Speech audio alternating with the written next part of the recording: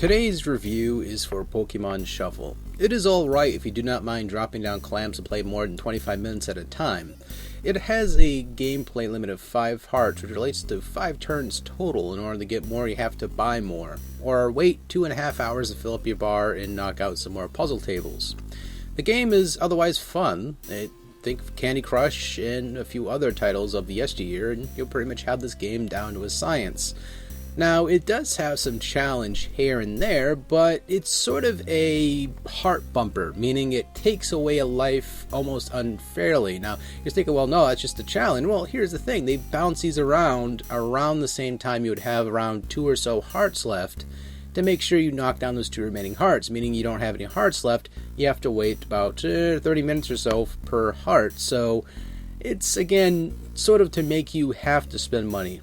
There are over 156 Pokemon in this game, and that means you have to catch roughly all of them if you want to. Or you, of course, can level up other Pokemon that you do catch and use those on the field. Otherwise, these said Pokemon cause a lot of grinding. A lot of grinding meaning a lot of work involved with them if you choose to. Or you can just find Pokemon along the way that are pretty much a little bit stronger than the ones you catch beforehand, and you can just keep on using those with the same variety or type. So each Pokemon has their own power-up or buff, allowing the team to have an advantage against certain Pokemon, or otherwise just simply decent Pokemon that you can use to go against other Pokemon and hope for the best. Then, of course, there's this weird imbalance in the game that says, hey, you have 2 hearts left? I'm going to take those away from your Pokemon trainer. Which they do. They pretty much give you a slot machine mechanic where you pull the slot machine cord and either you win or you don't, and there's nothing you can do about it. And so you end up wasting 2 hearts, and then it makes you go, son of a bitch, god damn it, make you spend more money, or make you wait 2.5 hours. Which you don't necessarily have to wait 2.5 hours, you can just simply either use a freebie jewel you catch along the way, pardon the pun, or you can get yourself a 30-minute wait and go play something else, come back to the game and try again. Which, again, it's not bad if you have the patience for that and can come back to it later, but otherwise, it's just sort of for those folks who just want to keep on playing, it's a humongous downside. It just is.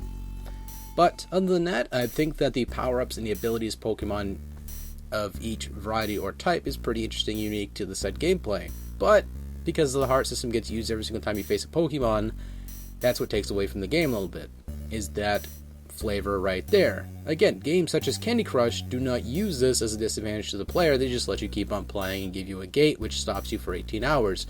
Which, again, versus this, is a whole lot more savory versus this crap. But, again, I digress. If you do not have patience, which I know some people do not have patience for that type of thing, you just want to keep on playing, which is one of the bad sides of this game. Now, there's other games out there like Candy Crush who do have the same, hey, you can buy more, blah, blah, blah, but at least with those, I can kept on playing past 5 turns, at least 55 turns or so, until they said, hey, wait 18 hours or ask a friend, which honestly, the ask a friend thing is harmless versus what they're doing with this game. Now, again, I understand too, this is also one of the other games that Nintendo's released that's a free-to-play model that a lot of people to just pick up and play.